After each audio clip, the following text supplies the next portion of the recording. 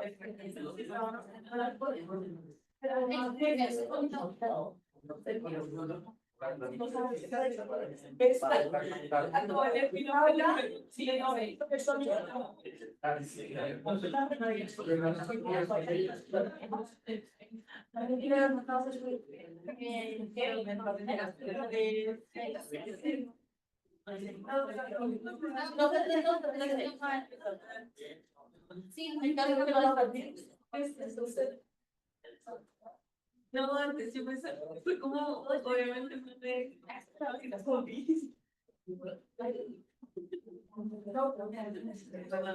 bien, bien, todo bien.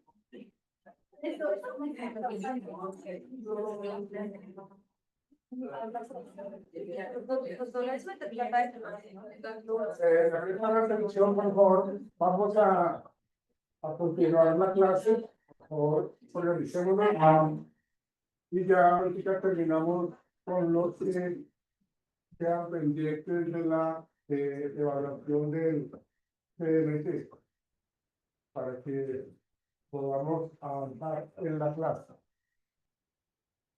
Dentro del programa, supuestamente mañana tendríamos el segundo parcial, que lo vamos a dejar para el jueves, ¿sí? Porque pues, tengo que avanzar en unos temas de hoy y mañana y el miércoles. Entonces lo que vamos a hacer es, lo hacemos el jueves, por favor. Bueno, sí.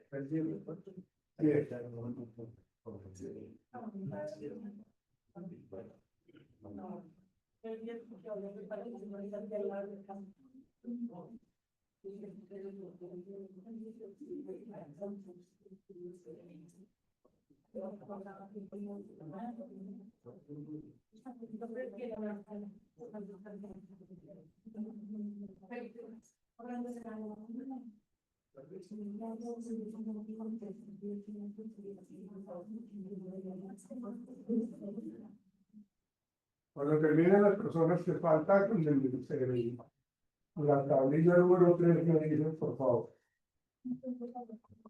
Bien, muchachos. Dentro de nuestro programa de motivación, seguimos avanzando y ahorita lo que vamos a centrarnos, seguramente ustedes han escuchado hablar muchísimo de Albert Bandura, ¿no? ¿Recuerdan a Albert Bandura? ¿O no? ¿De quién? Albert Bandura. psicólogo que trabajó muchísimo todo lo que tiene que ver con proyección, perdón, con aprendizaje por observación. ¿Sí? Entonces, vamos a abordar la temática de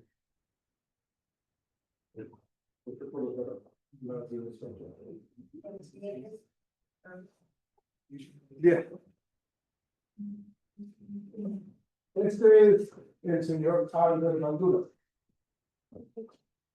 Y él nos reporta en sus estudios con respecto al comportamiento humano, y es precisamente cómo nosotros aprendemos por algo que se llama el modelamiento y algo que se llama el aprendizaje por observación y el aprendizaje vicario.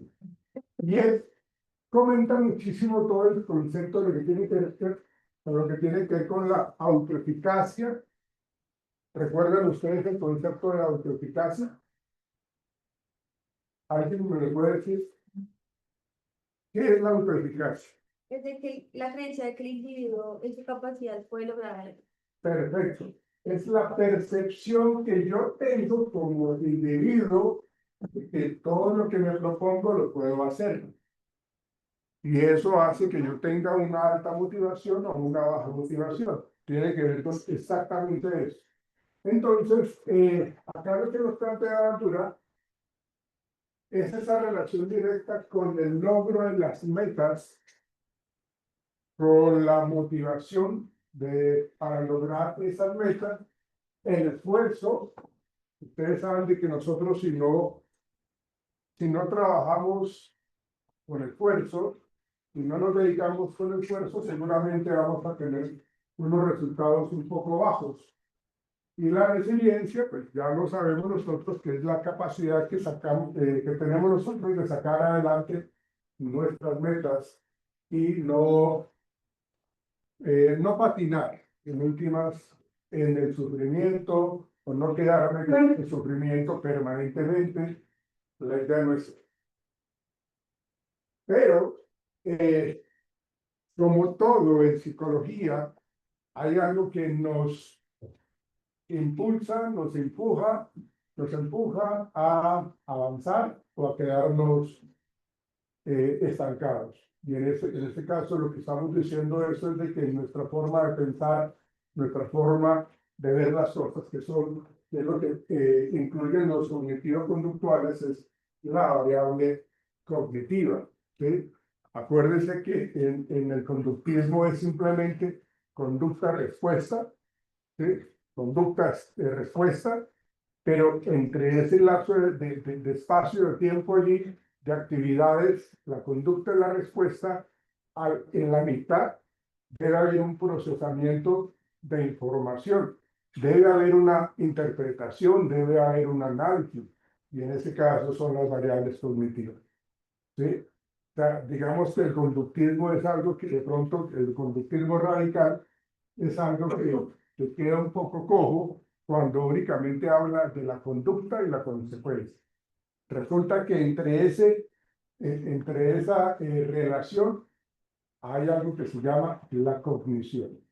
Y la cognición, pues, tiene que ver con esa forma de interpretar. ¿Eso qué quiere decir? Digamos que las variables cognitivas positivas van a influir en la autoeficacia funcional. Si mi autoeficacia es baja, seguramente y probablemente mis variables cognitivas pueden estar siendo sesgadas, negativas, como lo hemos mencionado, un poco irracional. Entonces, en ese sentido, lo que trabajamos nosotros es la interpretación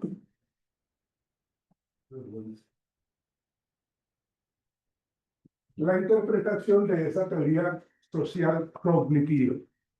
Porque nosotros, por ejemplo, en este momento, nosotros estamos interactuando permanentemente, nos estamos comunicando, tenemos esta relación social, ustedes tienen este vínculo social, y allí en esos vínculos sociales tenemos la influencia de esos factores personales, cognitivos, conductuales y ambientales. A veces las problemáticas que se presentan en los grupos pueden ser precisamente por interpretaciones erróneas, interpretaciones falsas, equivocaciones, ¿sí? Y nosotros hablábamos de un ejemplo en clases pasadas con respecto a que si mi interpretación que yo tengo de este grupo de personas en particular es de que ellos, cuando yo paso por el lado de ellos estaban echando un chiste entre ellos y yo lo asumí como que eso era para mí. O sea, yo lo personalicé, yo lo asumí que esa conducta de reírse de ellos era para mí, ¿sí? Entonces, esa situación hace que nosotros tengamos una serie de conductas un poco negativas, como de rechazo, como de irascibilidad, como de aspectos negativos, ¿sí? Y todo eso pasa en un contexto ambiental. Digamos que este contexto académico es nuestro contexto ambiental. Si lo hablamos en un contexto laboral, se diga en ese contexto laboral, ambiental, ¿sí? Entonces, aquí nosotros hablamos de estos aprendizajes por observación o por imitación. Eh, Ustedes ven cómo se comportan los niños con los papás, ¿sí? Cómo los niños aprenden del comportamiento de los papás. Ellos los imitan frecuentemente. ¿Qué es lo que hacen los niños cuando ven a la mamá maquillarse? Las niñas, por ejemplo. Ellos quieren imitar ese tipo de comportamiento. ¿Pero por qué lo hacen? Porque nosotros para ellos somos importantes. Somos sus modelos comportamentales. ¿Ves? Entonces, esa situación hace que nosotros entendamos el concepto de la imitación. Pero ahora, ese proceso de imitación puede causarnos situaciones positivas o negativas. Yo no sé si ustedes se acuerdan, me adelanto un poquitico con una diapositiva. Yo no sé si ustedes se acuerdan del Tino Asprilla. ¿Se acuerdan? ¿Saben de quién estoy hablando yo? ¿Quién es el Faustino, el Tino Asprilla? ¿Quién es? Ah, que ahora sale en televisión con sus, como periodista deportivo, ¿no? Él es Faustino, el Tino Asprilla, que se convirtió en un modelo de comportamiento para los adolescentes cuando él jugaba en el Parma de Italia y en un equipo de Inglaterra, ¿cuál era? El Newcastle de Inglaterra. ¿Sí? El país, en cierta manera, se paralizaba cuando Caracol hacía la transmisión en los sábados, los fines de semana, pasando los partidos de él. Él era una persona supremamente importante. ¿Sí? Lo mismo pasaba con Juan Pablo Montoya en sus carreras de Fórmula 1. Él era una persona supremamente representativa. Entonces, estos modelos de comportamiento son seguidos por la juventud, por los adolescentes, en ese sentido. ¿Ven? Faustino Asprilla fue contratado por Pepsi-Cola. Y ustedes han visto que en algunas partes de los centros comerciales o en las tiendas hay unos dispensadores de las gaseosas Pepsi-Cola. Entonces colocaba la monedita, oprimía un botón y supuestamente ya el paso a seguir es obtener la gaseosa. Faustino Asprilla se hizo importante, ¿por qué? Por sus pies. Porque él golpeaba muy bien sus balones, hacía muy buenas jugadas con sus piernas y corría de una manera muy rápida, ¿no? Entonces, el asunto es de que en los comerciales, porque este comercial duró poco tiempo en el aire, porque lo que él hacía es que cuando no le salía la gaseosa que él pedía, cogía el dispensador a patar. Yo no sé si ustedes vieron en algún momento esa propaganda. Obviamente, esos son aprendizajes negativos, ¿sí? Y eso hicieron que sacaran esa propaganda de Pepsi Cola, de Faustino Asprilla, porque estábamos dando mal ejemplo, porque es que los muchachos jóvenes lo que hacían era imitarlo a él, asimilaban ese comportamiento y lo imitaban, porque él era una persona supremamente representativa para la juventud. Entonces, aquí estamos hablando de lo que nos plantea Bandura con respecto a la observación que tenemos nosotros de la gente que nos rodea y cómo esas personas influyen, en últimas, en nuestro comportamiento. ¿Sí? Y de acuerdo a los resultados, más adelante vamos a mirar un poco este tema de los motores de aprendizaje, pero es importante entender de que cuando nosotros hablamos de esa condición de aprendizaje, entendemos lo siguiente. ¿Sí? Ok, eso es algo que ya tenemos claro. La autoeficacia que le dice a una persona en su capacidad para organizar y ejecutar las acciones necesarias para lograr un objetivo. Eso nos lo planteaba Albert Bandura. ¿Sí? No basta con tener la capacidad, hay que creer capaz. O sea, yo tengo que ser capaz de hacer las cosas y las debo utilizar. Yo tengo la capacidad, pero si no lo pongo en práctica, eh, si no llego a la acción, pues entonces esa capacidad se puede perder.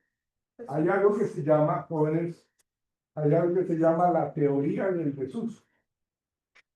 La teoría del desuso es de que si yo dejo de utilizar alguna parte de mi cuerpo, esa extremidad, sea superior o inferior, se puede asociar.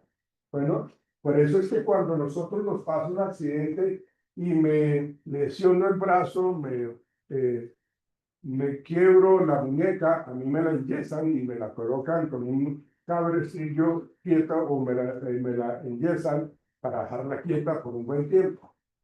Cuando a mí me quitan el yeso, a uno lo tienen que mandar a terapia física, porque la movilidad que yo tengo la he perdido y me duele el articular el brazo, a mí me duele.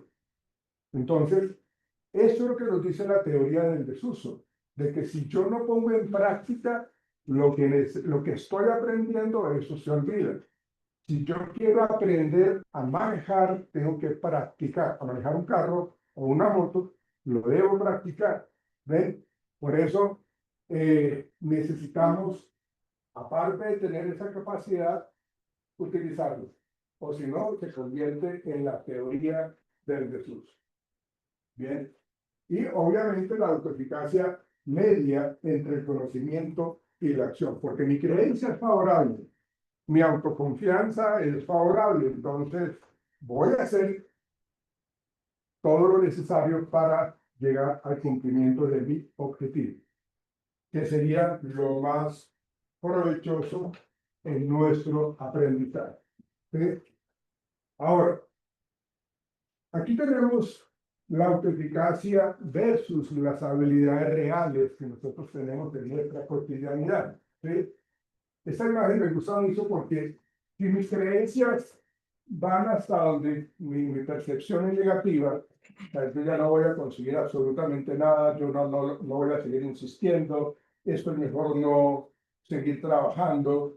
Entonces, fíjense la actitud que muestra este personaje en donde ya se rindió. La persona ya desistió de seguir trabajando para alcanzar un ideal, una meta, y desistió. Y mira cuánto estaba de lograr el objetivo. Y esa persona tiene esa autoeficacia, tiene esa percepción o ese concepto interno a nivel de pensamiento en donde deme el agua donde me dé, yo sigo trabajando fuertemente para lograr el ideal. Y trabajo, fíjense, el hambre que tiene de trabajar, de romper esa pared para poder llegar a encontrar estos diamantes. Entonces, por eso que dice que las creencias pueden impulsar o frenar nuestro desempeño. ¿Sí? Seguramente nosotros hemos estado en algún momento frustrados en nuestras actividades porque no logramos el objetivo. ¿Sí? La gente que está al lado mío puede alentarme o puede hundirse conmigo o ayudarme a hundir. Entonces, por eso es importante que el concepto psicosocial nos influya positivamente.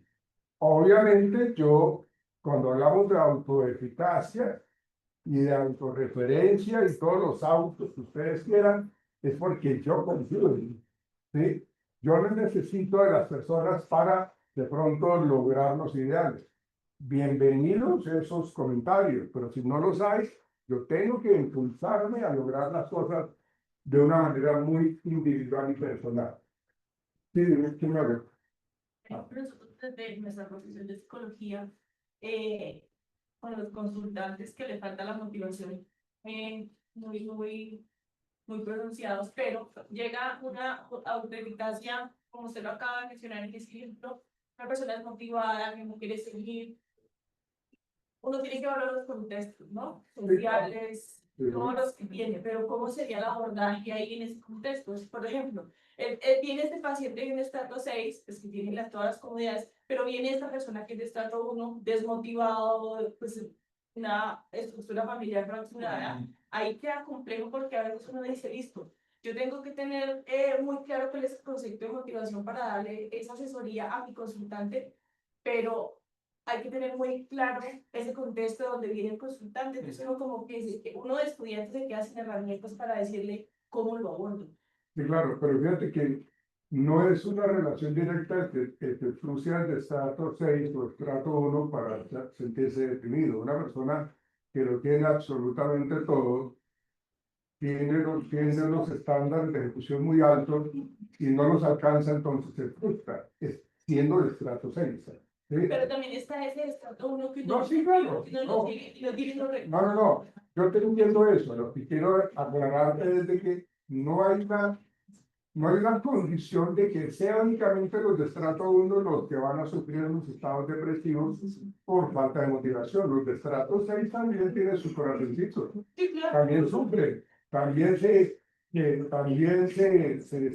desmotivan, también tienen ideas suicidas. De hecho, puedes hasta consumir más fácilmente sustancias psicoactivas porque tienen la facilidad para hacer el dato de la palabra. Entonces, no es una relación directa entre estrato 6, menos problemas, y estrato 1, mayor número de problemas. Ahora, a la pregunta que su merced hace, pues obviamente cuando yo recibo a mi paciente, yo tengo que indagarle cómo es su red de apoyo, yo tengo que indagar cuáles son sus experiencias, yo tengo que indagarle qué resultados positivos usted ha tenido en el transcurso de los últimos 3 meses. ¿Sí? Cuénteme, hablen usted, ¿hace cuánto se siente usted desmotivada? ¿Usted cuándo logró un logro recientemente? ¿Sí? Hablemos de eso, porque yo tengo que refrescarle la memoria al paciente de las cosas positivas y eso tiene que mucho ver con ese. Hay algo que se llama ahora psicología y es la psicología positiva. ¿Sí? La psicología positiva tiene que ver con esa forma de ver el mundo, ¿sí? Y no únicamente ver el lado negativo de lo que estamos viviendo. De hecho, la psicología nos dice, cuando hablamos se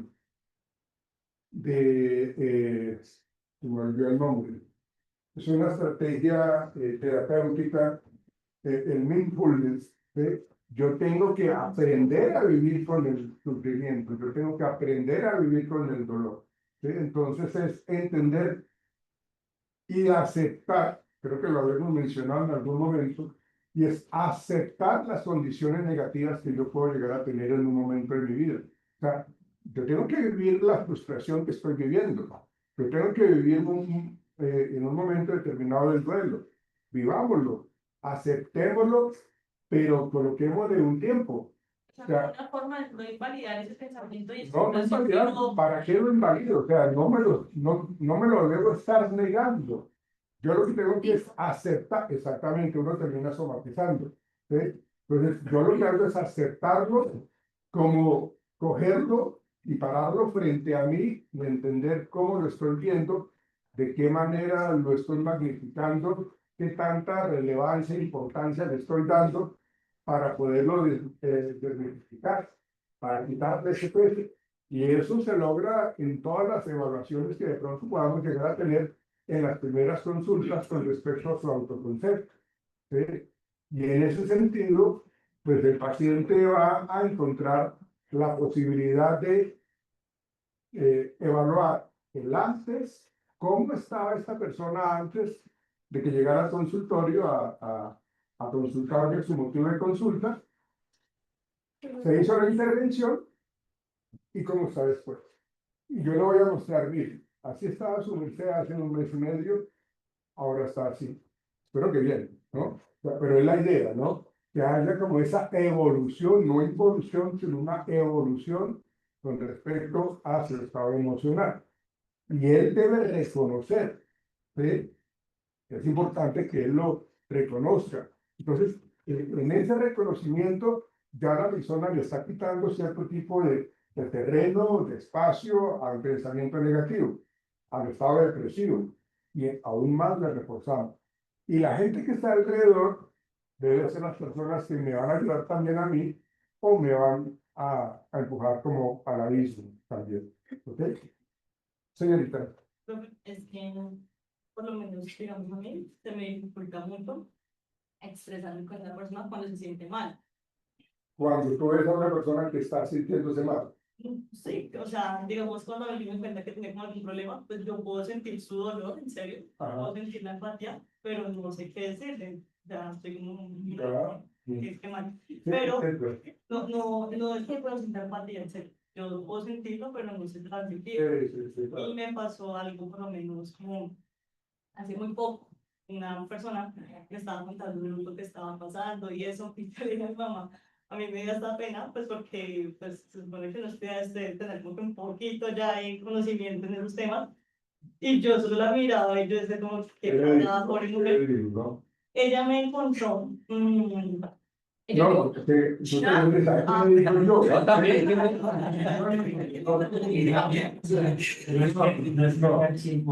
Pero fíjense que, primero que todo, pues, no te des látigo tú por no saberlo guardar todavía. Estás en qué semestre. Cuarto semestre, o sea, todavía no estás como al 100% preparada para manejar un tipo o sea, si fueras tu psicóloga. Obviamente esto no es de psicología como carrera profesional, sino como de colocarse en los zapatos de la otra persona, lo que tú llamas de la empatía. Sí. Pero, sí, muchas veces el silencio ayuda más. Pero dice mi pregunta en sí es por lo menos, porque, bueno, eso no es el punto como tal. El punto es que ella me decía cómo se sentía y me daba la misma respuesta. O sea, yo como que ya sabía como que decirle como que hace esto, sal, como que hace tal cosa. Ella me decía, y yo trataba de hacer esto, lo otro, él no hacía la solución, pero decía, yo no siento. No tenía motivación. Entonces yo no sé. O sea, ¿qué se le podría decir a una persona en caso tal cuando la persona es consciente, sabe lo que debe hacer, lo que comúnmente debe hacer? No, por eso te digo que lo más sano es la persona viva, sentimiento. Viva, o sea, ¿qué estás sintiendo? ¿Estás sintiendo ira? ¿Estás sintiendo tristeza? Viva, ¿sí? Ahora, ¿cuánto tiempo quieren ustedes desarrollar esa tristeza? ¿Por un día? ¿Por una hora? ¿Por 2 horas? ¿Por una semana? O sea, visualícese usted. Visualícese usted, le digo yo a la persona, visualícese usted en una semana igual. ¿Qué perdería? ¿Qué dejaría de hacer? ¿Qué no lograría? ¿Sí? Ah, bueno, entonces ella me hace una lista o nos hace una lista de lo que voy a obtener, de lo que me voy a ganar. ¿Sí?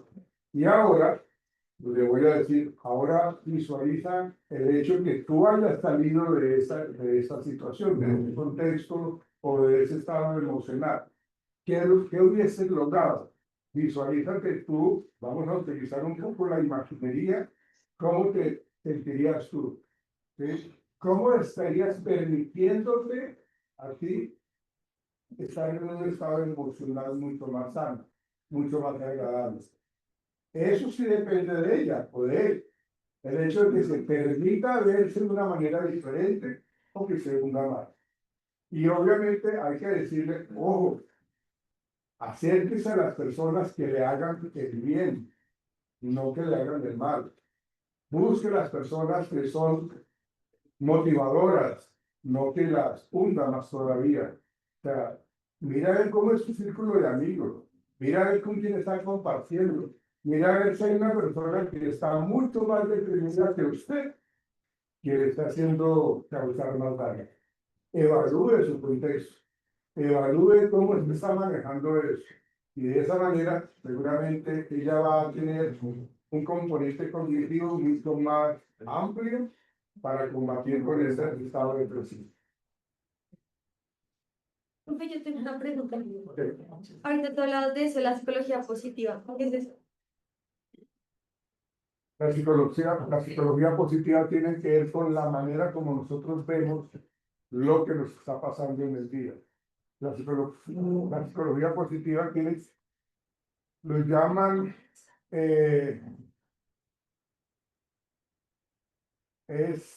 hágate cuenta como un foco, como un bombillo, en donde lo que su merced centra es la atención en todo lo favorable que tú has hecho en un momento determinado. La psicología positiva tiene que ver muchísimo con esto, con la sinergia, tiene que ver muchísimo con la autoeficacia, tiene que ver muchísimo con la motivación. Es la manera como yo interpreto lo que me está rodeando cotidianamente. ¿Sí? Entonces, yo hago todo lo necesario para acomodar mis pensamientos y mi forma de ver la vida de una manera mucho más favorable, mucho más funcional. Pero digamos, ¿tiene, o sea, ¿tiene alguna base científica o simplemente? No, no, eso tiene una base científica, claro que sí.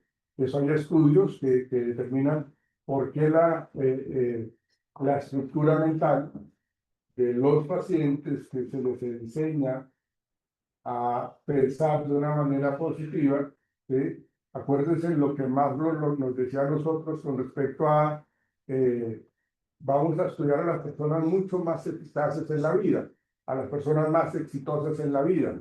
Esas personas, ¿qué hacen? ¿Cómo piensan? ¿Cómo actúan? ¿Cómo es su cotidianidad? Entonces estamos haciendo un análisis con respecto a estudios de personas exitosas. Y eso es lo que nos impulsa a esa psicología positiva.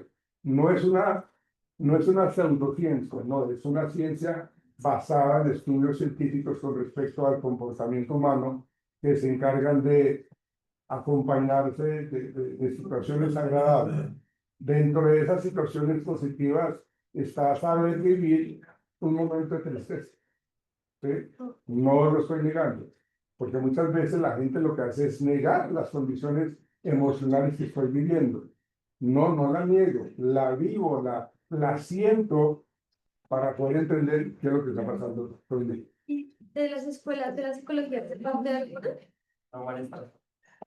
Podría ser Es ser humanismo, humanista, ¿no? puede ser humanismo y puede ser también cognitiva, ¿no? Cognitivo social, porque es la interpretación que yo tengo de lo que me rodea. Es el punto de vista de la autoevaluación que yo hago de lo que me está rodeando. Pero sí tiene mucho de humanismo, tiene mucho de humanismo.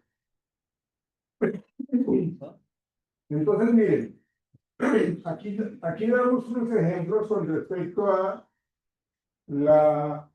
a esta persona, Ana, en donde tiene una habilidad real, son muy buena para el dibujo.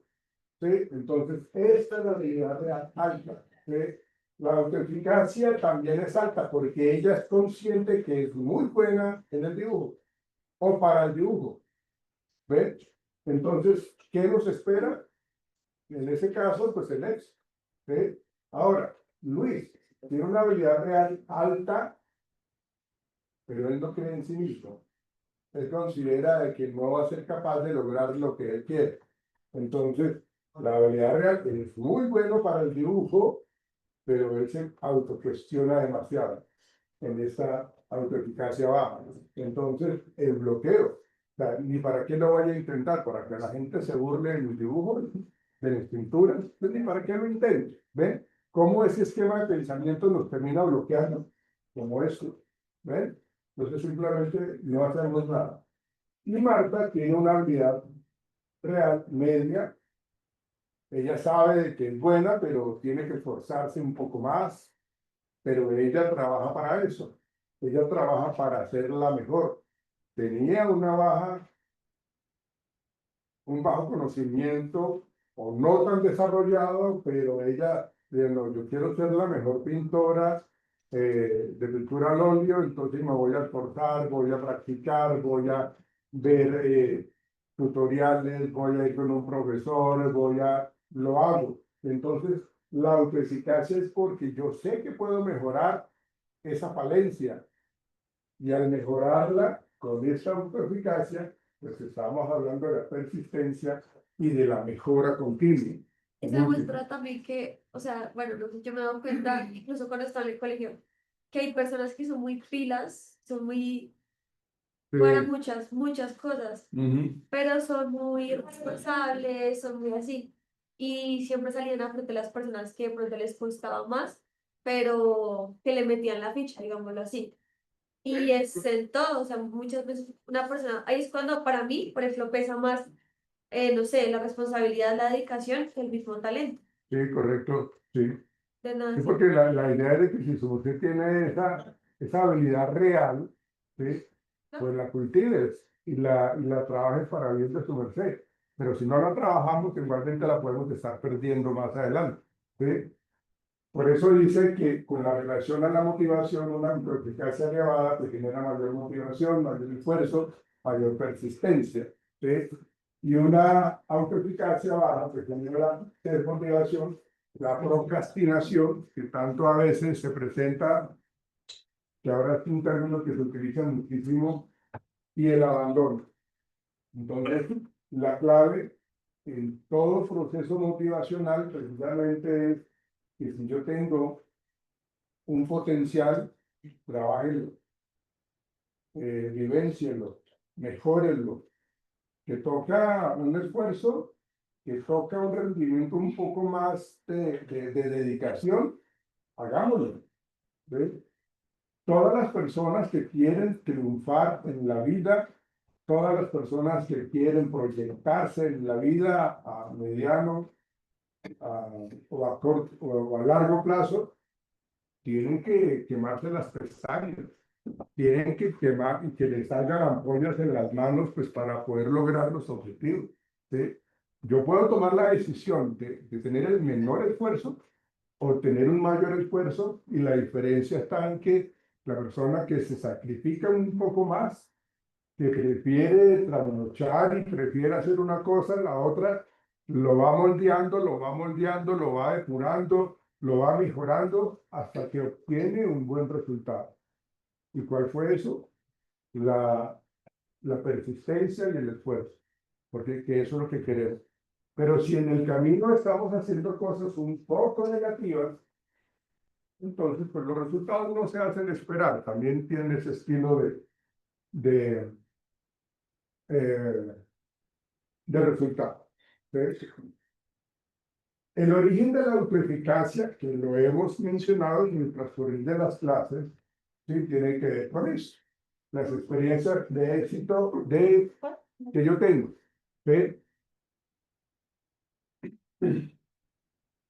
Las experiencias que yo tengo con respecto a mi actuar, con respecto a mi comportamiento, ¿cuáles han sido? ¿He tenido buenos resultados o malos resultados?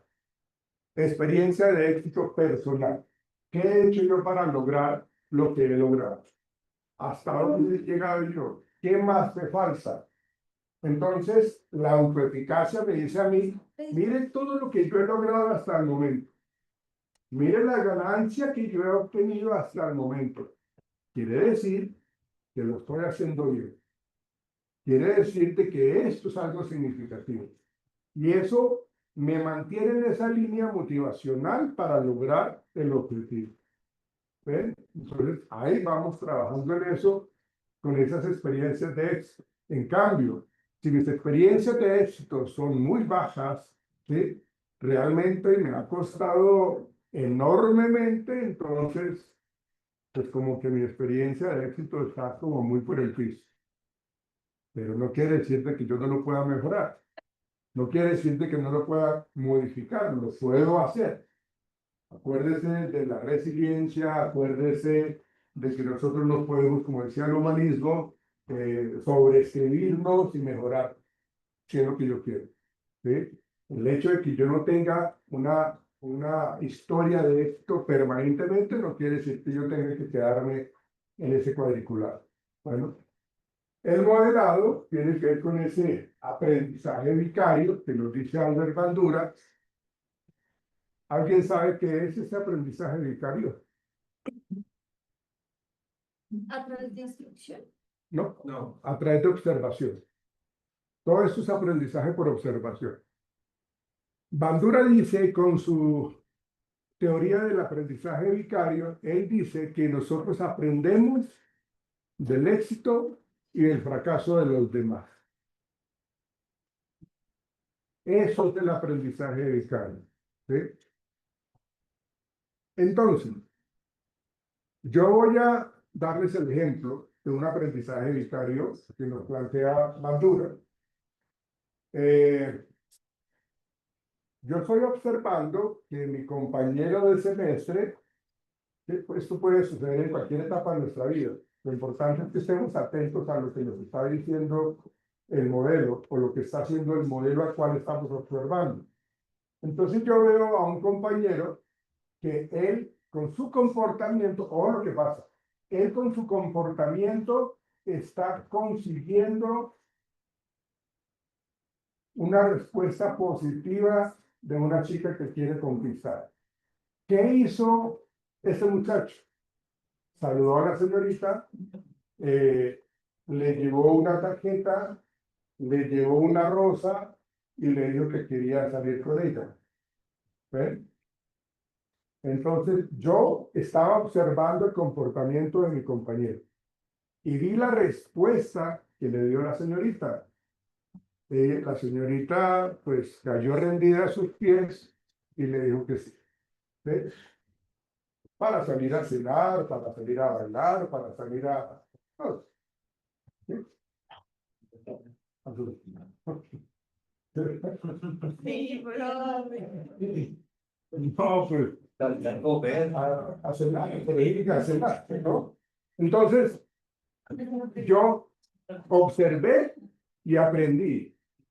¿Cuál fue el éxito que tuvo mi modelo? Pues que salió con la chica. ¿Ven? Entonces, eso que yo vi en él, yo lo voy a replicar más adelante. Entonces, yo sé cómo debo conquistar a una chica, cómo me debo acercar a ella, cómo la debo cortejar, cómo la debo hablar, le llevo una rosa, le llevo una tarjeta y me comporto como un caballero. Y seguramente ella va a responder que sí. Ahora, ese es el aprendizaje vicario positivo. Porque el aprendizaje vicario, pues obviamente vamos a seguir un modelo y este modelo que yo estoy observando llegó y empezó a invitar a la chica, pero entonces le dije, venga, ¿por qué no salimos? Ah, venga, no se hagan la rogada, o sea, digamos un poco más chabacano, un poco más grosero, tratando de obligarla a ella. ¿Cuál fue la reacción que tuvo la señorita? Le sentó su mano. ¿Sí? Porque fue atrevido, porque fue pasado, exactamente. Entonces, yo como era el que estaba observando a mi compañero, yo aprendí que eso no se debe hacer. Entonces, esa conducta que me mostró mi modelo, no la sigo. ¿Ven? Entonces, por lo general, la consecuencia de las otras personas me genera a mí como un refuerzo o un castigo. ¿Sí? Porque yo observé cómo a esta persona le sentaron su cachetado. Yo observé cómo a esta persona la chica se le lanzó y le dio un abrazo y le dio un beso, mejor dicho, ¿no? Entonces, es una consecuencia supremamente positiva. Y así hay muchas cosas que nosotros aprendemos por ese tema del aprendizaje por observación o por ese modelo de aprendizaje vicario. ¿Sí? ¿Por qué también se mantiene el origen de la autoeficacia? ¿Por qué? Pues porque cuando nosotros hablamos de esta persuasión verbal, como su nombre lo indica ahí entre paréntesis, son los refuerzos sociales.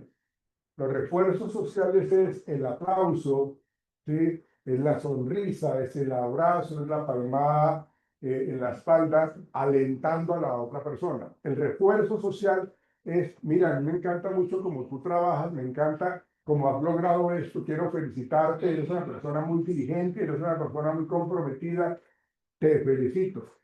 Y eso lo pueden hacer en público o en privado, ¿sí? Pero se hace, ese es el refuerzo social. Entonces, cuando yo escucho o cuando mis oídos escuchan esa felicitación, pues obviamente me voy a sentir supremamente bien, me voy a sentir muy motivado. Se me incrementa mucho más la autoeficacia, la autoeficiencia, ¿sí? Entonces, esa situación me hace pensar en la persuasión verbal. Y también en el origen de la autoeficacia está el estado emocional y fisiológico, ¿sí? Que era lo que yo les decía ahorita temprano, cómo es la respuesta emocional que yo tengo. Es decir, qué tanto le estoy dando yo una relevancia a una situación que me puede estar golpeando, me puede estar bajando de ánimo, ¿sí? O la magnifico o la normalizo. Cuando hablamos nosotros del estado emocional, mi estado emocional va a ser muy bueno si yo trato de normalizar lo que me pasa. Puede que me haya pasado algo malo en un momento determinado, pero no lo voy a terminar magnificando, ¿sí? Y eso hace que cuando yo tengo un estado emocional positivo, pues mi respuesta fisiológica también es favorable. O lo contrario, si mi estado emocional tiende a ser negativo, pues mi respuesta fisiológica también va a ser negativa. Bueno, ¿estamos claros? Sí. Desde su experiencia, usted puede visualizar un consultante en su estado emocional sin expresar todavía nada, sino solamente Claro, su expresión. claro, claro. Llega No, a ese claro, punto de uno que tiene el ojo clínico ya muy desarrollado con respecto a que esta persona no mantiene el contacto visual, responde con monosílabos, se demora para responder a las preguntas, su postura corporal es un poco inclinada. Hay muchos mensajes corporales que nos hablan de su estado emocional, ¿sí?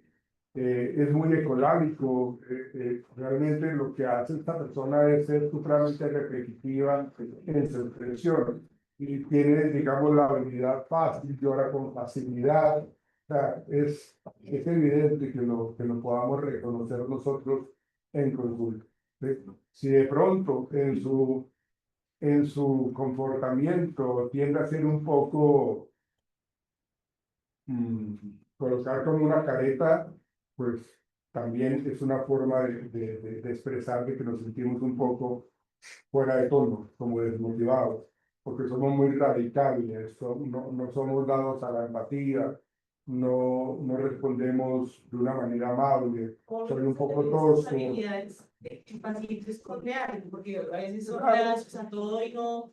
Claro, y yo tengo que tener claro eso, o sea, yo en mi comportamiento profesional, yo trato de permitirle que esta persona haga esa apertura emocional y cuente las cosas. Pero yo no lo voy a cuestionar, yo no lo voy a criticar, cuénteme lo que usted quiera, ¿sí? O sea, no se sienta que si usted me dice algo, entonces voy a hacer que alarme, ¿no? ¿Cómo se le ocurre a usted haber dicho eso? ¿Cómo se le ocurre usted haberse comportado de tal manera?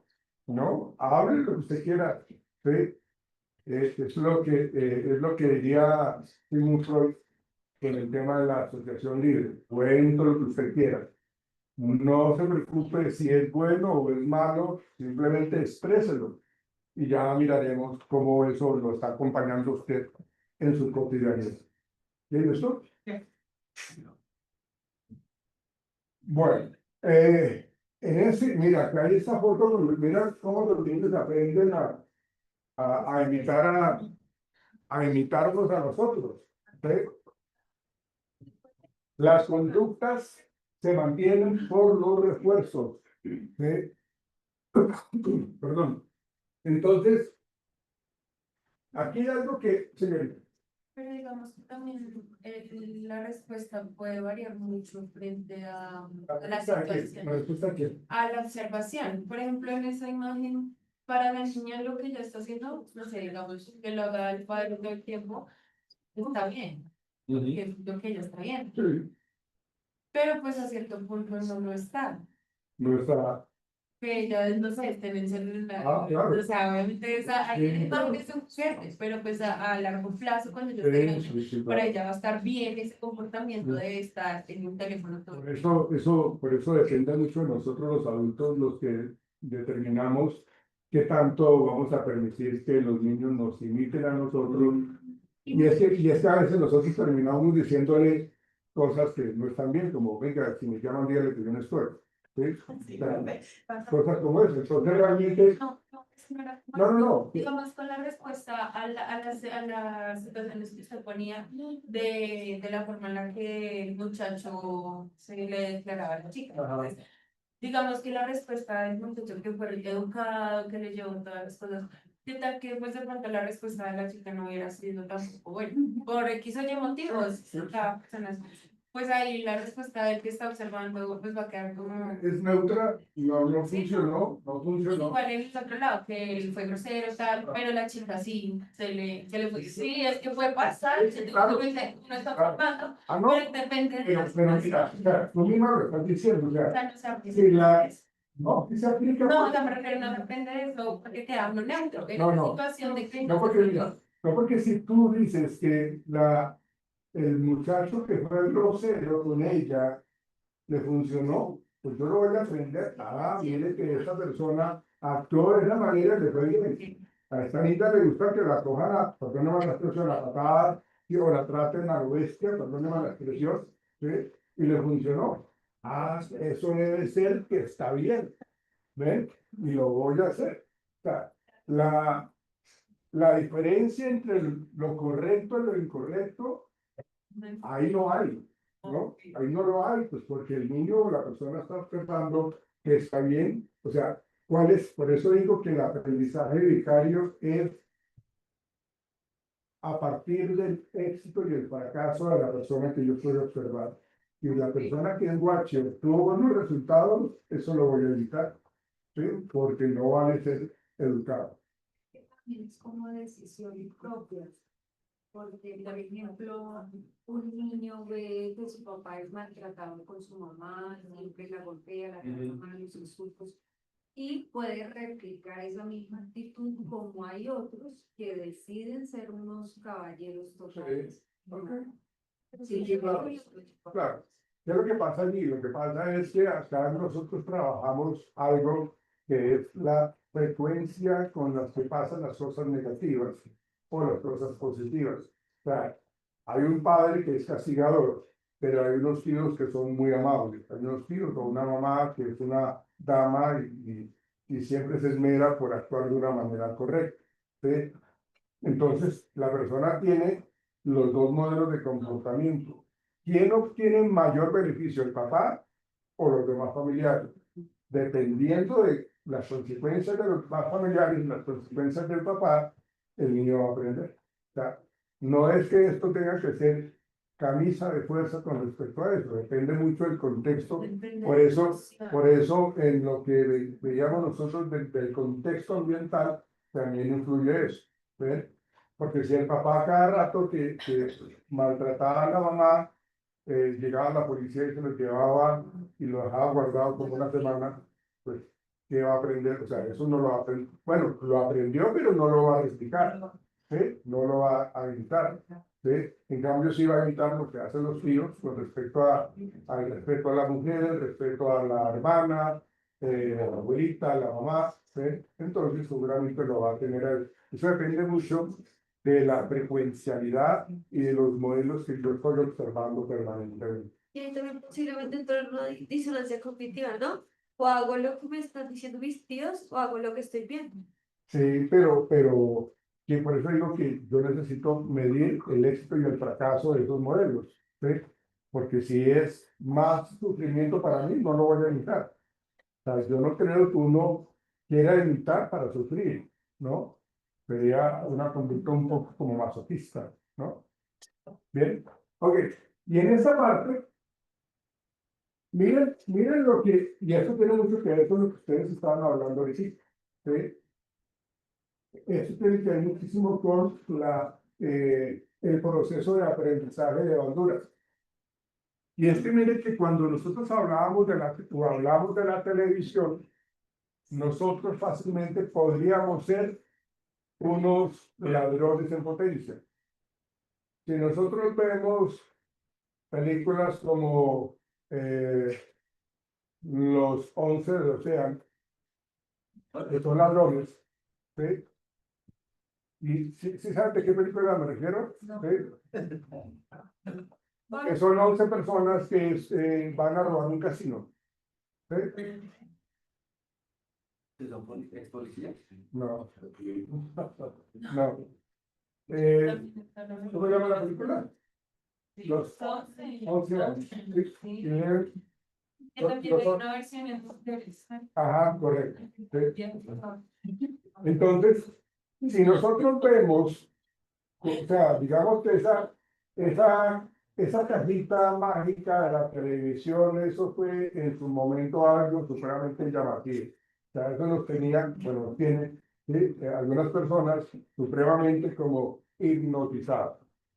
Entonces, los estudios que se realizan con respecto a la influencia de la televisión es de que si nosotros realmente estuviéramos viendo eso, seríamos unos asesinos en potencia, ¿sí? Seríamos unos ladrones en potencia. Pero como la sociedad se encarga de establecer normas, sanciones, castigos, premios, pues tenemos que mirar todo ese tema del aprendizaje vicario, ¿sí? Y acá nosotros miramos lo siguiente. Para que haya aprendizaje en el modelo, ese modelo tiene que ser significativo para mí, para yo prestarle atención. Si es un modelo que no me importa, no le presto atención. Si es un modelo que es poco significativo para mí, no le presto atención. Porque es que el aprendizaje se da cuando le prestamos atención, ¿sí? Luego, cuando hablamos de la retención, quiere decir de que yo voy a guardar en mi esquema mental lo que yo observé. El ejemplo de la chica que yo conquisté, la logré cautivar, no lo voy a replicar en el instante. Yo lo guardo en mi esquema de pensamiento y lo voy a utilizar después. ¿Cómo fue que hizo este muchacho? ¿Qué fue lo que hizo? ¿Qué le dijo? ¿Cómo actuó? Entonces yo lo retengo y lo voy a reproducir cuando considero que es necesario. Cuando considero que lo voy a utilizar de una manera significativa. ¿Sí? Y esta parte de la motivación pues va instaurada en cada uno de estos procesos de atención, retención, reproducción y motivación. Porque si yo atiendo el modelo es porque me tiene motivado, ¿sí? Y yo retengo la información que el modelo me da, seguramente me tengo motivado porque quiero hacer uso de eso que hizo bien, o no lo voy a hacer porque es que el comportamiento que generó lo llevó para el calabozo, lo llevó la policía para la estación. ¿Ven? Entonces, aquí vemos nosotros que el aprendizaje por observación tiene estos pasos. Puede ser el modelo de aprendizaje observacional. Atención, retención, reproducción y motivación. ¿Ven?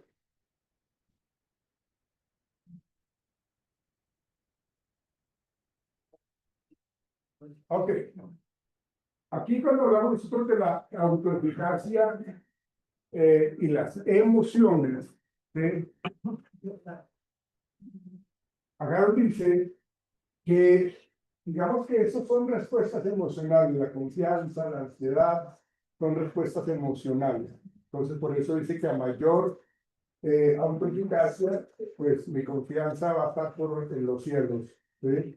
voy a tener menos ansiedad porque es que realmente yo confío en mi capacidad, porque eso es lo que yo me propongo, lo saco adelante. O sea, yo lo que hago es esforzarme, tengo la experticia, tengo el conocimiento, tengo la habilidad y lo hago. Yo tengo buenos resultados, entonces obviamente la ansiedad se puede presentar, pero no se va a desbordar de una manera negativa. La ansiedad puede existir, pero la voy a manejar. ¿Sí? En cambio, Sofía, te voy a preguntar algo. Que uno cómo identifica, o bueno, si es posible que esa eficacia llegue a un nivel tan alto que se tope con otras cosas, Más sí, patológico, ¿no? narcisismo, Sí, claro. egocentrismo. Uno cómo identifica eso. Pues digamos que las personas que son supremamente perfeccionistas, que son supremamente radicales y que solamente interpretan de que su razón es la verdadera, de que su punto de vista es el valioso y que por eso son autoeficaces y están acostumbradas al éxito, entonces son personas que realmente no tienen como esa consideración por los demás y esas personas terminan aisladas, esas personas terminan siendo un poco indeseables porque no permiten que nadie progrese. ¿Sí? Entonces, eso ya hace parte de esa conducta un poco como obsesivo compulsiva, como esa persona que tiende a ser un poco perfeccionista, esa persona que realmente no escucha a los demás, simplemente yo soy el que tengo el conocimiento, yo soy el que manejo esto, yo soy el que hago esto y lo que ustedes piensen no me interesa, no me interesa. Entonces, se pasa, digamos que la autoeficacia se tiene que entender como que mis derechos van hasta donde comienzan los derechos de otra persona. Pero también hay muchos de esos seres que tienen buenos resultados. Así los tienen, Por ejemplo, pero efectivamente de pronto tendrán pareja, no sabemos. por ejemplo, Socialmente, sí, leí la biografía de Elon Musk, ajá, él es, a usted superamente, pero ¿cómo es la vida de él? sí, precisamente no ha podido empatar con una pareja por eso. Porque él tiene unos estándares de ejecución muy altos, o sea, su nivel de necesidad de logro es muy alta. Sí. Y ya te lo verdad, si él consigue una persona, esa persona tiene que ser mejor, igual que él o mejor que él. De hecho, ni siquiera mejor Sí, que él. porque Ni van a siquiera. entrar en conflicto. Claro, no, usted no puede ganar más que yo, y eso muchas veces genera conflictos a nivel de parejas. En el concepto del machismo, y lo digo con respeto, no soy machista ni nada por el estilo, pero se supone que la cuestión, no es en serio, se supone que lo que a veces la vida misma o la educación familiar le dicen a uno, usted tiene que ser el mejor en todo, usted tiene que ser el mejor en absolutamente todo. Entonces, yo considero de que como hombre, mi ingreso salarial tiene que ser mejor que mi esposo. Muy bien, profe. No es un ejemplo. Ah, de los míos. Entonces, mi ingreso salarial tiene que ser mejor y mi cargo ejecutivo tiene que ser mejor que el de mi esposa. Si por alguna casualidad mi esposa gana mejor que yo, o sea, qué problema tan berraco por problema de las personas. ¿Sí? O sea, no lo admito, eso es inadmisible. ¿Cómo ella va a ganar más que yo? ¿Qué dirán mis amigos? ¿No? O sea, es un concepto un poco egoísta, obviamente. Señorita. Profe, es que ahí es lo que yo siento que es dependiendo la perspectiva de cada persona. Porque para una persona no es lo mismo la felicidad que para otra. La acompañando el ejemplo de la biografía, y yo también he escuchado biografías de personas que dicen, yo soy una persona autoeficaz y soy exitoso, pero realmente, ¿cuál es el término de esa persona exitosa? ¿El dinero o la felicidad?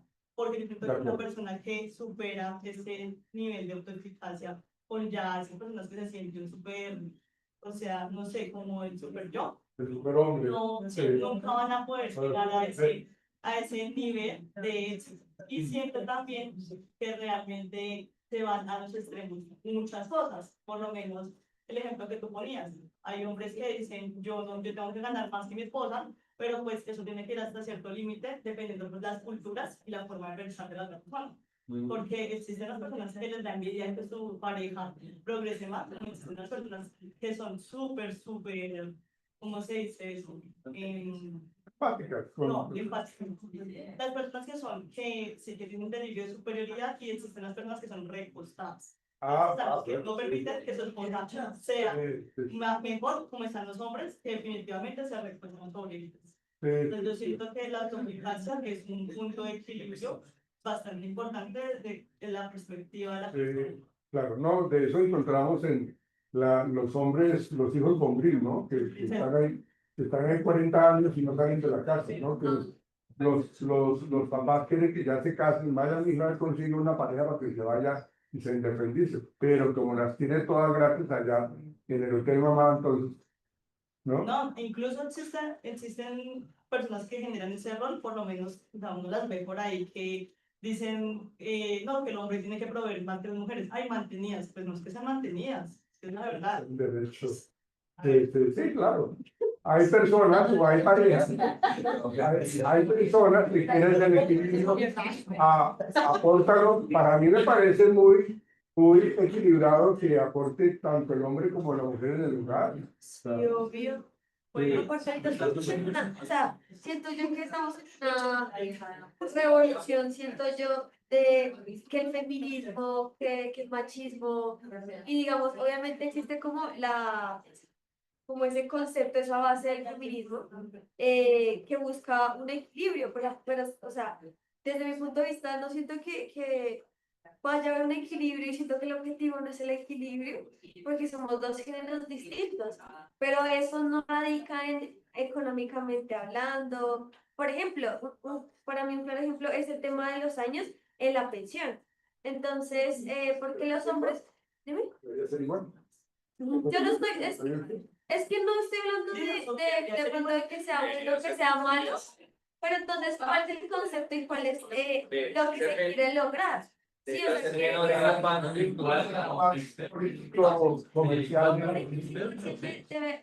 hombre aporta más solamente sí, todo bien. No, es que siempre tengo que gastar en la yo decía, ¿por qué? No, es que me acostumbra así. ¿Por qué? O sea, no entiende otros factores, pero porque se pensamiento. Entonces, pues ya trae el conflicto de sino ese tipo de cosas. Como, claro. Pues estos son puntos de vista particular de cada quien. Bueno,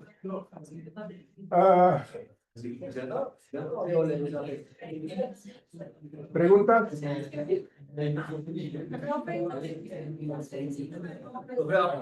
Vamos a ver.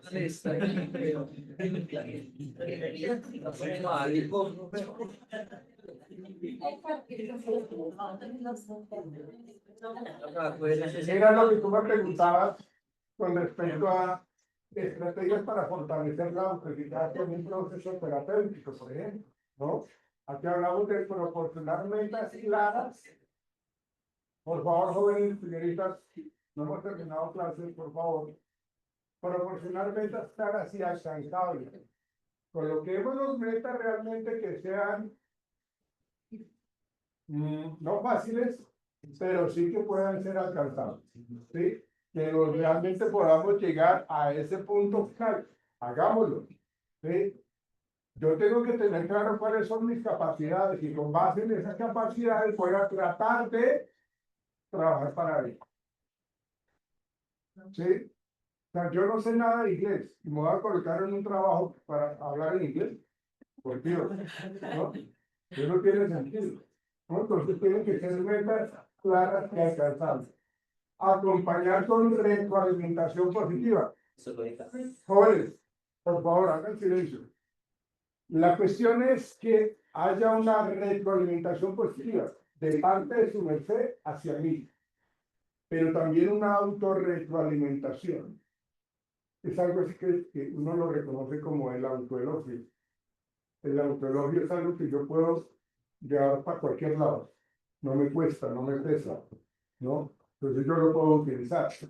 Pero el autoelogio yo lo tengo que manejar de una manera muy sabia, porque si yo me voy a autoelogiar cualquier conducta, por pequeña que sea, pues el valor del autoelogio se pierde. Tiene que ser significativamente algo que me mueve el piso y que me autoelogia, ¿sí? Si no me felicitan, yo tengo la capacidad de autoelogiarme.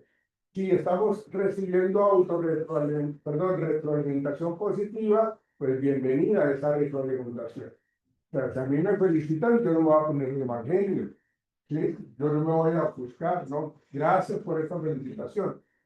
De hecho, hay muchas empresas que más bien como que reconocen las faltas que la misma buen resultado. Fomentar la autoobservación y el autorrefuerzo, que es lo que estábamos hablando con respecto a esa forma de fortalecer la autoeficacia. Bien. Y aplicaciones en la clínica y en psicoterapia con respecto a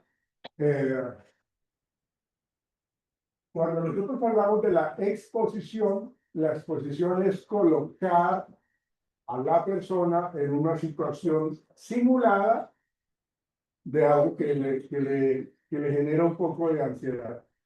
¿Sí? Entonces, lo que hablábamos antes, Sofía, de lo que tiene que ver con las aproximaciones sucesivas, ¿no? Entonces yo lo que puedo trabajar es, venga, vamos a llevar paso a paso a esta persona para que empiece a vivenciar momentos de felicidad, para que vea cómo está logrando, ¿sí? Entonces vamos a generar una exposición. ¿Para qué? Para que esa persona se habitúe a tener el éxito. A veces las personas en su esquema de pensamiento consideran de que no tienen derecho a ser felices, ¿sí? Si me pasó algo bueno, eso debe ser que mañana a mí me va a pasar algo malo. Eso debe ser que yo voy a hacer el ridículo más tarde, ¿sí? Eso tan bueno y gratis no dan tan fácil, ¿sí? Entonces, es el autoconcepto o la interpretación negativa de lo que yo estoy viviendo. Por eso se habla de una habituación. Vea, habitúese un poco a sentir alegría, a sentir felicidad, a sentir éxito. Hágalo, ¿sí? Posiciones en eso, habitúes en eso, ¿no? Entonces, ahí estamos obteniendo esa autoeficacia y estamos haciendo ese procesamiento interno a nivel emocional. ¿Quién dijo que yo no tengo derecho a sentirme contento? ¿Quién dijo que yo no tengo derecho a enamorarme? ¿Quién dijo que yo no tengo derecho a prepararme un plato delicioso que a mí me gusta? Bueno, lo que sea. Pero lo importante es que yo lo que haga me comprometa a hacerlo con la mayor motivación y la mejor disposición que yo pueda. ¿Sí? Profe, pero bueno, lo difícil es ya uno salía al campo y le llega un consultante por decir, ¿cómo abordaría usted un paciente? Yo soy la paciente y llego, no, es que a mí me va súper mal en las relaciones amorosas, ¿cómo abordaría Bueno, eso conmigo? dejémosla que llegue y vamos evaluando O sea, pero un gradualmente. ejemplo, que ahí suena muy chévere, pero cuando uno llega al consultante con ese tipo de situaciones, uno no sabe ni siquiera qué hacer. No sabe. Uno tiene que saber qué hacer, claro. Pues al inicio uno no sabe. O sea, yo lo digo que Eso, pero es que uno no tiene, ten claro esto, discúlpame, uno no tiene la varita mágica para golpear acá y decir, o como decía mi, sí, eso. No, o sea, dejé el proceso que siga, o sea, venga, listo, tú comenzaste con esas autoverbalizaciones negativas. Bueno, miremos qué te la ha generado, miremos qué ha pasado. O sea, yo tengo que ponerme la tarea de desmitificar todos esos conceptos negativos, todas esas verbalizaciones negativas y empezarlas a derrumbar gradualmente. O sea, yo tengo como terapeuta, yo tengo que tener autoeficacia, de creer de que yo soy capaz de ayudar a una persona a mejorar su condición emocional. ¿Sí? O si no, apague y vámonos. Yo como terapeuta no me siento a llorar con el paciente. ¿Sí? Pues sí, baila, digo, mal. Sí, me siento mal. O sea, yo lo remito a otro terapeuta, pero ahí estoy actuando mal. Entonces, yo lo que hago es, mire, trabajar esas creencias limitantes. Venga, pero ¿usted por qué cree que no es capaz? ¿Sí? Venga, pero ¿qué es lo que- venga, intentemos, describamos, hagamos una lluvia de ideas de las cosas que está logrado en la última semana. Hagámoslo. Listo, entonces ya las hicimos. Ahora jerarquicémoslas. ¿Sí? ¿Cuál es la que es más importante o la menos importante? Y ahí yo voy acercándome un poco a romper esas creencias limitantes. Pero mire todo lo que usted venía diciendo que no es capaz. Ahora mire todo lo que hemos encontrado en esta sección. Entonces yo le dejo la tarea de que siga trabajando eso.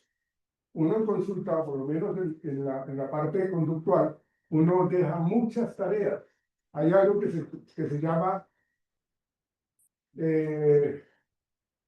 interiorización del aprendizaje, y es de que las tareas que yo dejo, ¿sí? Digo, bueno, nosotros nos vamos a ver en 8 días.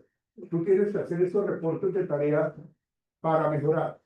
O sea, tienes que venir con las tareas hechas. Si llegas a los 8 días sin haber hecho lo que yo le recomendé como terapeuta, me toca llamarle la atención. ¿Sí? Bueno, o sea, no me haga, bueno, obviamente voy a ser muy cordial al decirle que no se comporte de esa manera, ¿sí? Porque me está haciendo perder el tiempo y está perdiendo el tiempo. Bueno, él me está pagando su modo, ¿sí? Pero está actuando mal, o sea, él mismo se está engañando. Bueno, y los ejercicios de afrontamiento y de exposición gradual, digamos que algunos de ustedes son muy ansiosos para poner acá en público, ¿sí? Entonces, ¿qué es lo que voy a decirle a esa persona? Bueno, a la próxima, su merced se va a sentar en la parte de atrás del salón, ¿sí? Por eso se habla de la exposición gradual. En esta semana tú vas a estar trabajando allá atrás, ¿sí? Vas a estar prestando atención. En la siguiente semana te vas a correr 2 sillas para acá y vas a estar ahí. En la siguiente semana, 2 sillas más para acá, ¿sí? Para que sientas, porque la persona es un poco nerviosa para hablar en público, ¿sí? Hasta el momento que la voy a llegar a sentar acá, ¿sí? Y en ese proceso le voy generando unas oportunidades de intervención, cortas, pero que tengan la posibilidad de afrontar esto, ¿sí? Y yo le voy a decir, no venga, siéntalo, exprésalo, no se contenga, eso es el afrontamiento. ¿Qué está viviendo? ¿Sí? A veces las personas creen que por los niveles de ansiedad les va a dar un infarto. ¿Sí? Entonces yo digo, bueno, sienta la ansiedad, siéntala, viva. Y cuando ya llega al cúspide más alto de la ansiedad, baja. Empieza a bajar. Y entonces me toca decirle a mí, ¿qué pasó con el ataque cardíaco que le iba a dar? ¿Qué pasó con la parálisis que le iba a dar? ¿Qué pasó con que se iba a desmayar? No pasó. Entonces démonos cuenta que eso es algo que estaba en su mente. ¿Sí? Por eso yo tengo que manejar mucho la biorretroalimentación. ¿Cómo son estos cambios fisiológicos que está teniendo el paciente allí? Para regular un poco el incremento de la tasa cardíaca que se siente, lo manejamos, pero la idea es de que la persona no evite, en la medida que constantemente evite eso, la persona mantiene su ansiedad. Entonces la idea es que no lo evite, sino que lo vayamos confrontando gradualmente, ¿sí? Hasta el momento en que va a llegar acá y va a exponer, ¿sí? Muchas veces las personas tienen los comportamientos un poco incorrectos de los compañeros en donde empiezan a burlarse de los demás, ¿sí? Entonces hay que vivir toda esta situación, ¿sí? A veces uno dice, bueno, vamos a vivir que la persona de allá se está riendo o se está burlando. Bueno, vivámoslo, a ver qué pasa. Bueno, y ahí no estamos evitando, simplemente nos estamos confrontando y estamos generando esa aproximación gradual. Y obviamente esto tiene que ir acompañado de reforzamiento, de elogios, de aplausos, de premios, no sé. un programa de reforzamiento. Si a una persona no le importa que la aplaude, pues no lo vas a reforzar Exactamente. porque va a crear Sí, claro. Entonces yo tengo que tener como un abanico de refuerzo, de reforzamiento aquí, para poder decir a ti que te gusta, que te abracen, que te aplaudan, que te sonrían, que te abracen, no sé. Entonces depende de... ¿Ok? Bueno, muchachos, las personas ya terminaron. Me imagino que sí. Me la presenten, por favor, y les digo qué quieren que hacer.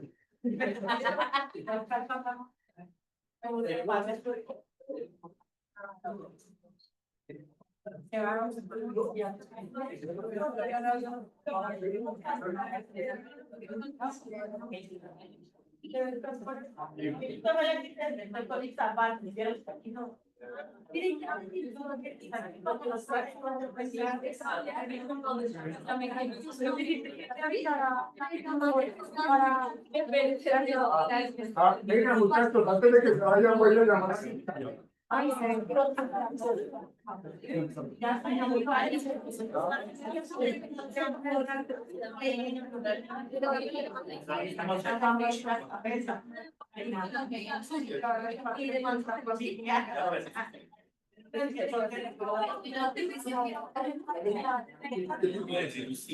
es la atención.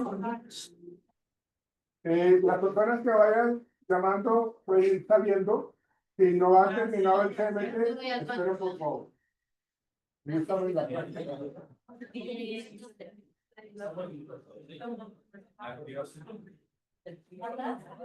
Susana.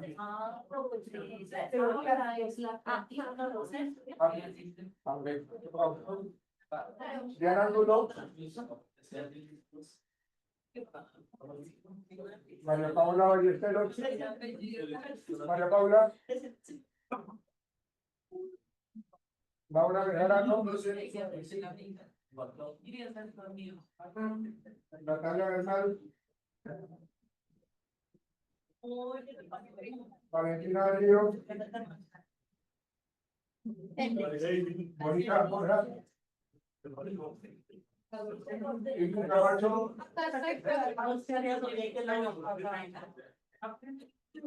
Keila Camilo. Keila Camilo. Tatiana Cañón.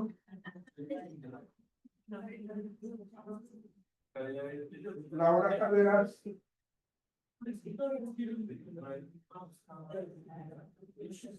Ella ya tiene 4 partes. Laura Carreras. Valentina Castillo. Paula Chávez. Paula Chávez. Jessica Contreras. Andrés Cortés. Oscar Javier. Dana García. Dana. ¿Está? Laura Gracia. Karina Guerra. No, Karina. Daniela Hernández. Oh. Víctor Lizarazo. Valentina Marino. ¿Dónde anda?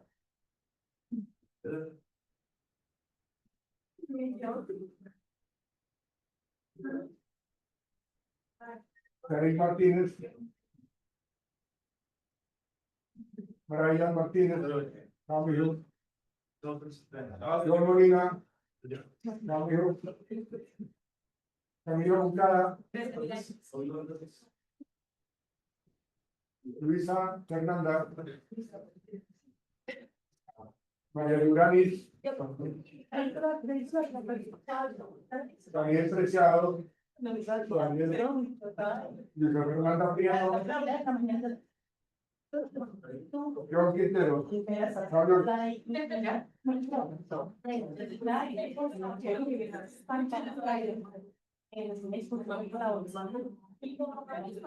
Angie Ramírez.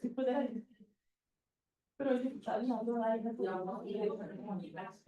ya terminó, en el trabajo de una cámara. no di números, no terminó lo que pero No, pero ya. antes no vino, porque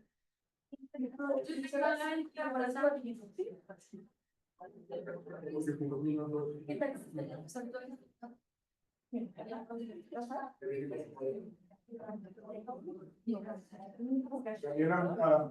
Pero pásalo por el fondo.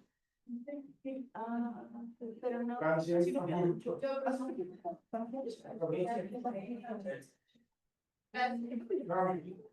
Clarisa Junta, Señor. María Valentina, Sí, Cristina Castillo, Luz. Bueno, ahorita les explico rápidamente.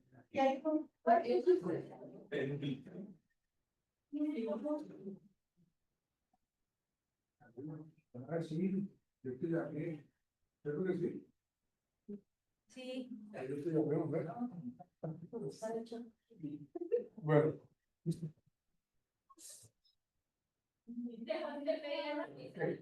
Esto, lo que tenemos acá, lo vamos a pasar acá. ¿Sí? Y luego damos lo siguiente. ¿Dónde está la aplica? O sea, cuando tú pasas esta puntuación de ese mismo orden acá, ¿sí?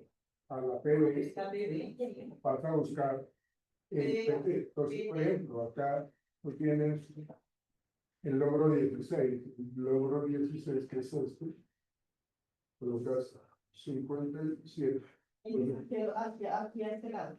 acá, sí, acá el logro 16, y acá es 57. ¿Listo? Así. Y entonces ahí ya lo que haces tú es, digamos, este 5.7 iría más o menos como por acá, colocas el puntico que es un. Luego, tienes que leer, ven, ¿dónde quedas tú? Ahora, no por eso. Entonces, lo que hay que hacer es leer cada uno de estos factores de las condiciones nutricionales internas, todos estos, ¿sí? Y es que son todas estas hojas. Sí, pero para el día. Y luego nos dirigimos acá, ¿sí? Acá, que es los diferentes puntadas. Entonces, por ejemplo, ¿sí? Un logro que punteaste en 57, entonces está entre cuál T, entre 40 y 60. ¿Sí? Entonces, tú lees esto con respecto al logro, que dice acá, muestras el interés, valoración o tendencia a reaccionar promedio, es decir, normal o común a la mayoría de la población para la cual se elaboró esta escala. Eso lo tienes en cuenta y lees lo que dice el logro. ¿Sí?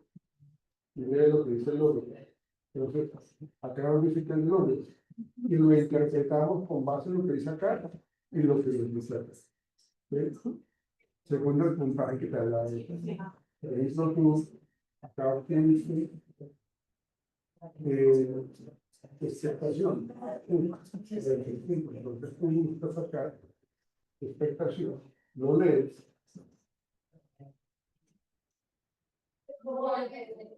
Expectación de B, ¿sí? Y luego te vas acá donde dice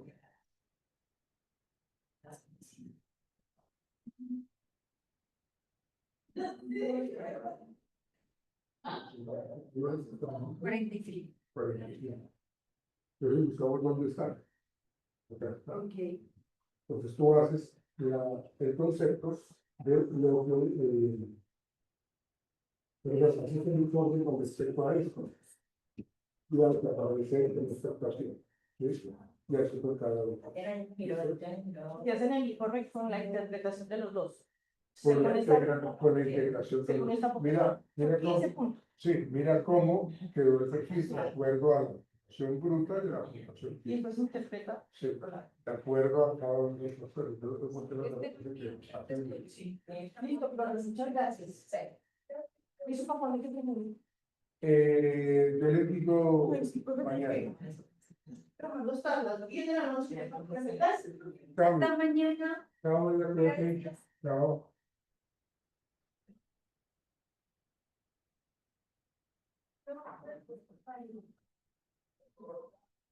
No, son así.